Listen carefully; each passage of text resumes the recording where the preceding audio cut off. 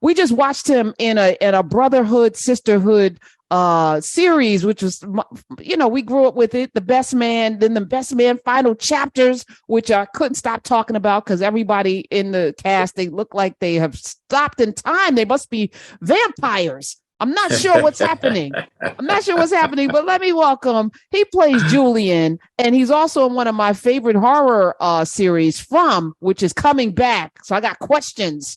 Let me welcome the one and only Harold. Let me get this correct. Perrineau. Is that correct? Whoa. Is that terrible? Too, like Perrineau. Perrineau. I tried to get the French in it. Welcome to the Karen Hunter Show. Hi. Hi, Ms. Hunter. How are you doing? I'm good, sir. I'm good. How does your family pronounce your last name? Oh, they just say Perrineau. Okay. Like Perrineau. There's no flair. It's just Perrineau. We are 3 degrees of separation. You're one of your cousins in Bermuda is my godson, so I kind of I know you a little bit. But that's right. Yeah. You got family in Bermuda, right? I got family all over. So that's probably true. All right. 4 brothers: Anthony, Brian, Lance, and Malik. Right. Did you have rivalry with those brothers, and are you the most successful of your brothers? Well, I mean, I guess it depends on how you categorize sex. Woo! All right, Dante, let me introduce you to Dante. Wait, hold on, Harold. Dante's a sex expert. Like, he knows all the things about sex. He does relationship counseling and all of this, right? So I guess that was Freudian. Maybe you have a question for Dante later. I don't know. Is that what happened there? Is that what happened? I don't know. I don't know what's going on with you. But so I guess it would be how you categorize success. I certainly have had a lot of success in my chosen field, but my brothers are all pretty successful dads and human beings and stuff like that. My brother Haj Malik, Malik isn't here anymore. Unfortunately, we lost him at the beginning of the pandemic. But yeah, I know. Is there rivalry? I mean, of course, it goes back and forth. It goes on and on and on.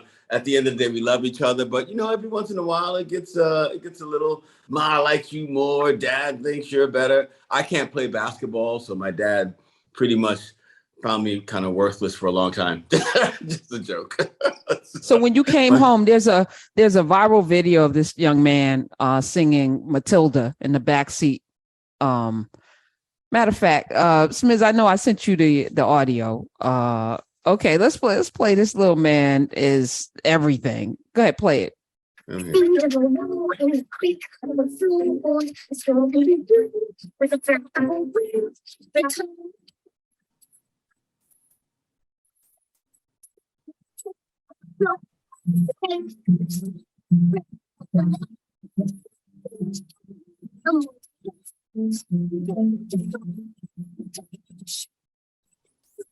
Yeah. Come on, Nathan. So, but it's not just that he's singing Matilda, it's the gestures, and he's just all into it. So his dad stops the video, because apparently they can't shoot the vision. I'm telling you, can't do it. Smith, take it down. We'll tweet it out. So his father stops it and is like, "You better know your multiplications as well as you know this damn song. Like, I know you better know your math and science. You better have this down the way you got this song down." He's 11. His name is Nathan. And awesome. He was so impressed the internet that Delta Airlines is flying his family to New York to watch his first Broadway play ever. So, are they going to go see Matilda? I don't know I guess they're going to see something. Yeah. Matilda was the last time I was in New York, it was on Broadway. I think it was on Broadway. So I don't know. I ain't out there like that, Harold. You the one in movies and things, breathing on people and taking off your clothes and doing all kinds of things, fighting and stuff. Woo. Yeah, it's a lot. It gets crazy. Dante, is there something we need to know right now? Holla from Brooklyn. What's going on? I'm just trying to find. She's talking about me taking off my clothes. I'm Freudian, slipping all over. I just need to know, Dante, is there something happening? Nothing. I'm still listening, but that was the most diplomatic sibling rivalry answer I've ever heard. I commend you. You are not. Go home. No, I thought it was, I think it's really true. I think it's a fair thing to say. Like, we get into it, but we don't get into it too bad. You know what I'm saying? We get into it when we do, but But it's not. growing up, being the theater guy, because you said your father said you would work, he didn't have a lot of time for you because you didn't play basketball. No, So I'm no. imagining a couple of your siblings were athletes. My brothers are just they're just really good at all the sports stuff. It's really weird. I'm quite coordinated. I wound up dancing for a really long time. I had a scholarship at the Alvin Ailey School, so I'm quite coordinated. But sports just I can't wrap my brain around it. I just can't. No, my limbs suddenly don't work. I don't know what's up. So Speaking of that, I yeah. first came in contact with you in Oz. That was Oh, the okay. show that I couldn't get enough of, and you Right were on. in a wheelchair in Right. prison, which I was Right. like, damn, that Oz was the realest. Woo, that TV series. And Adabisi was my dude. I don't know why I Oh, had an affinity for it. Maybe it was the hat that just somehow defied gravity and stayed on the side of his head. I don't know what it was right. about Adabisi, but I love me some Adabisi. People love the bad boys, and he was a bad boy. what when you got the script for that role, what were you thinking and what did you draw upon to play that character? So like Oz was the first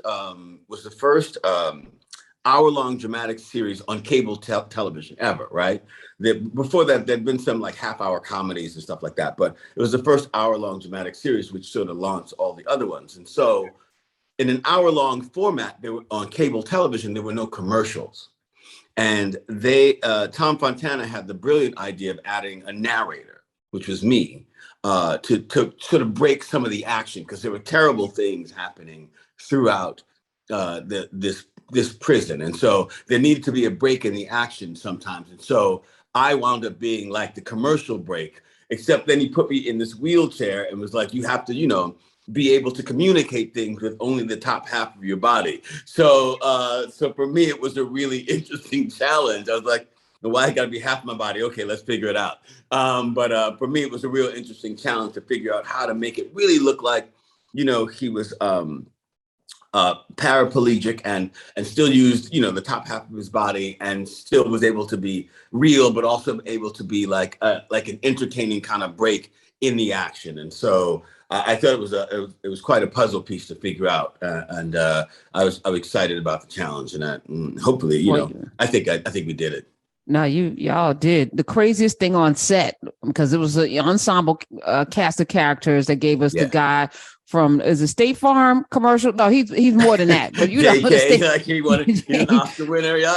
Yes, Oscar winner. That dude, you got as I mentioned, Adabisi. I mean, it was so many great actors. So many BD guys. Wong, Chris Maloney came like Edie yes, Falco. Chris Maloney. Yes, he Yep. was nasty. Lauren Velez, the dude now, Dean Winters, who's mayhem on those insurance commercials. Like so many people. Rita Moreno was there. Oh, Yeah. so many people.